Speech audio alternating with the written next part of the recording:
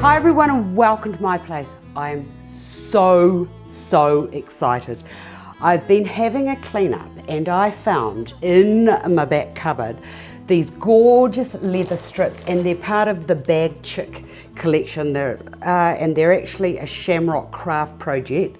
They're really cheap as chips for a whole bag. Let me just show you. Look, a whole bag of all different size leathers. They come in, most of the time you buy them and they're all sort of different colours together, but for a couple of bucks you get, it's just the wee leather offcuts, but it's big enough to do something with. Well, they were the other day when I was sitting at the bench thinking, oh my goodness, what will I share with you?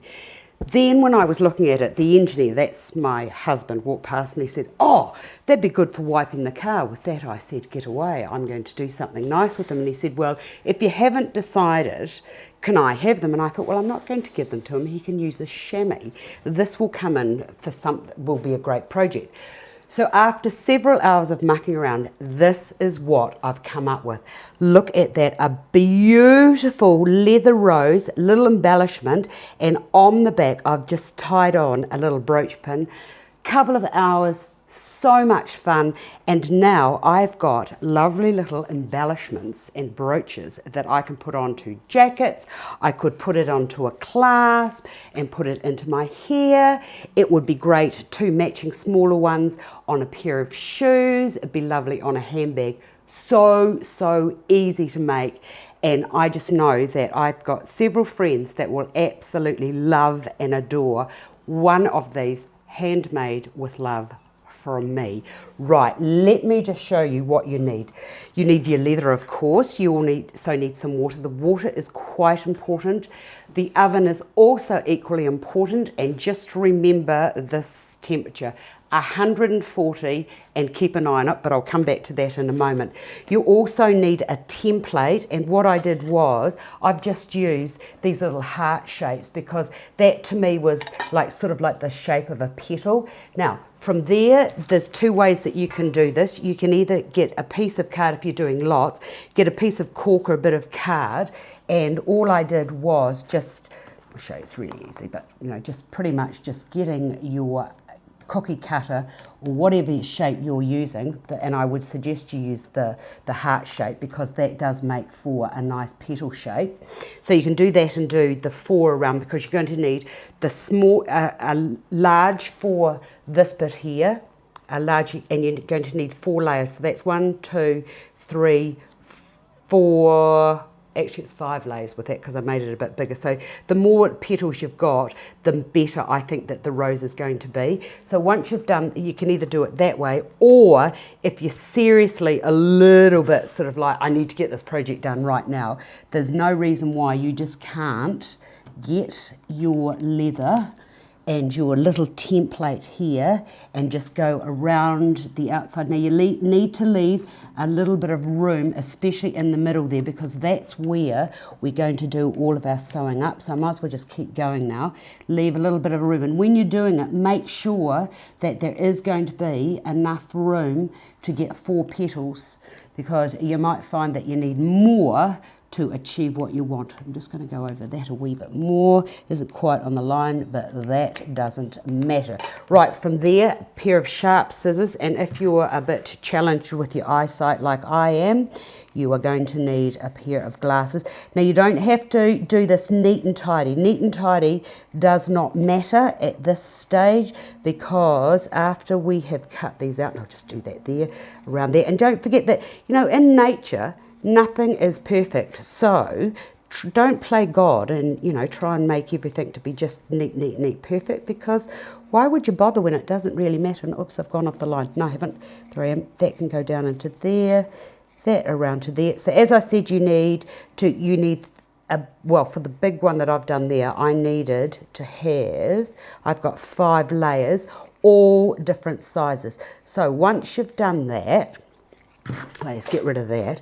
Then just go into there and just cut that a little bit longer or a little bit shorter on some of them, so that we've got a wee bit more movement. Then what you do is these little shapes here, stick them into water and just leave them for, say, I don't know, 5-10 minutes, doesn't really matter. how long you leave it. Right, get this out of here. Right, once they're out, bring them out, give them a good squish like that. And by doing this lovely movement that I've got round the side is going to determine how the petals move and to what shape they eventually fall into.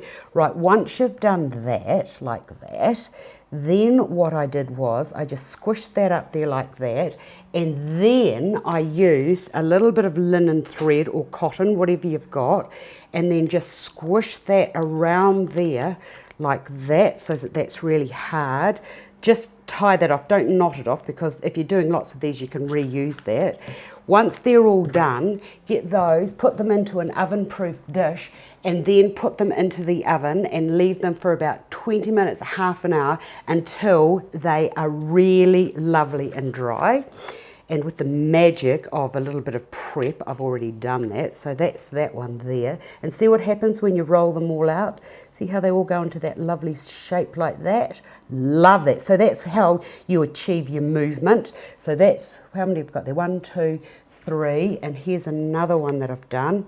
So reuse that. That's the other one. So that's, oh yeah, look at that. Isn't that just great? I love all that crinkliness, that how it is achieved. You know, you can get the petals doing all sorts of things. Oh, you see what I mean? See from, where's that other one that I had? From that plain shape there, which is quite flat, and imagine, you know, if you're going to put those together like that, see how they're all sort of like flat, but with this way, you get the movement. Now, before we go any further, I just need to go left and right and show you this one here. With this one here that looks like a chrysanthemum, what I did with that was, where's a bit of leather, I cut those right down, and then I cut that bit there as well. And then I'll just cut this bit here, because you can do this way too if you wanted to. There's all sorts of ways. So you'd soak that into just a little bit of water just for a few minutes.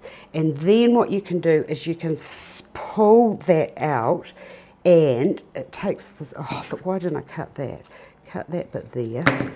And you can pull and twist those, and what will happen is you'll get that lovely shape that's like that. But I didn't really like that. That's why I didn't want to show you too much about it. But if you wanted to, you could do that. But I prefer this crinkly stage, how they look here. So when you're piling them up, it's put one down and then put the next one down so that the petals go between them, so that it's starting to unravel up. That one there can go between that, and you can stop about there if you wanted to, or you can just keep adding until you get to the size of rose that you want. But I just love how that all gives, it's all sort of like scrunched up like that, like an unraveling rose. Right, from there, once you've done that, the next thing is to get a little brooch pin, and cut those out there, and these are great, they're cheap as chips and you get lots of them in it. Then what you do before you sew anything up, turn that over, and to fix that onto there, what I'm going to do is, hold on, there it is, get a needle with quite a wide eye there, or wide enough to put your cotton through, and make sure that there's nice and pointy and quite sharp. Definitely needs to be sharp with what we're going to do. Now you can either use linen thread, which is quite good. It has to be really strong and sturdy because we're sewing up the leather. But my tip to you is to use dental floss. This stuff is fantastic. Have you ever tried to break this? And let me just prove it to you. You cannot. It's going to cut my fingers before it cuts anything. Well, it's going to cut my skin before it breaks. In fact, it doesn't break. It's so super strong. Threading up your needle, hold on just a minute, can't see here for goodness sake. Thread up my needle, and I can't really see much out of this either. Okay, now the other great thing about using the dental floss is it's got a wax on it, and that's going to make it so easy for what we're going to do today. Now I'm just going to do a wee note there. Can't see. It's all right, let's just wait till you're 58 and see whether your good eyesight. I don't know why it is that my eyesight sort of all of a sudden just disappeared, but it has.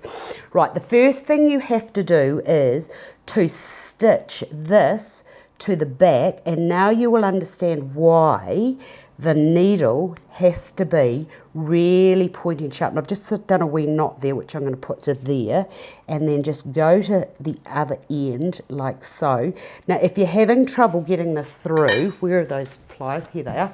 Get your pliers, and you can just pull that through like that. And another little tip I want to give you is, don't have your floss or whatever you're using oh, look what I've done, for goodness sake, I'm so unprofessional.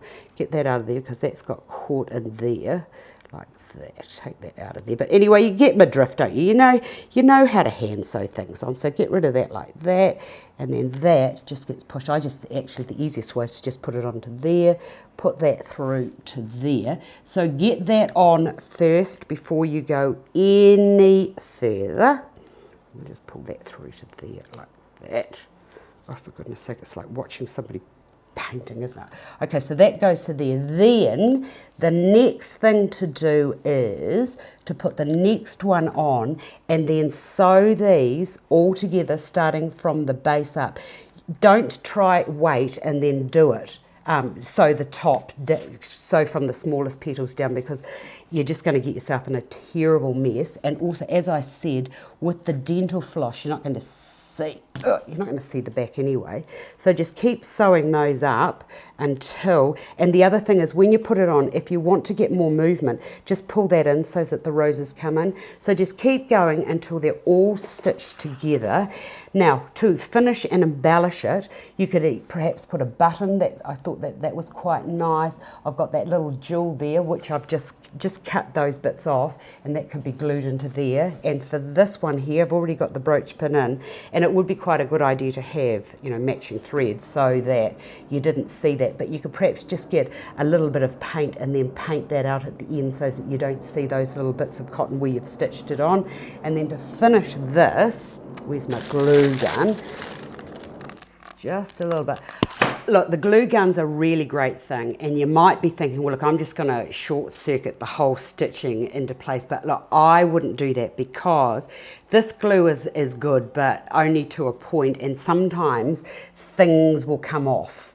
And I actually prefer the hand stitching as opposed to gluing everything together, because I know then that it's going to be nice and safe. So there you have it. Beautiful little brooches, easy to make, embellishments for all sorts of outfits, and I really love this project. I hope you do too. I hope you give it a go, and if you do, please send me to my Gmail. That's astar'splace@gmail, or gmail@astar'splace, however it goes. Send me photographs of what you've done, and I'll put them onto my Facebook, and I will share with the other subscribers that follow us here at Astar's Place. See you another day.